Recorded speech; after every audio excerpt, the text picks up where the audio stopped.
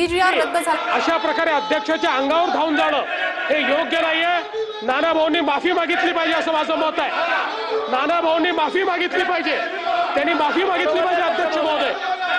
खाली उतरा, काय चाललंय? काय चाललंय? तुम्ही खाली उतरा, हे चुकीचं आहे। तुम्ही खाली बसा।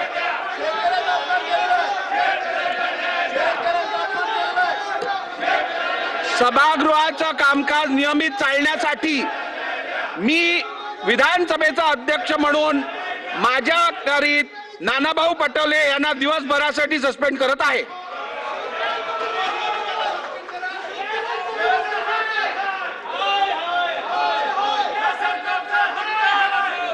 चला पुढे घ्या, पुढे घ्या।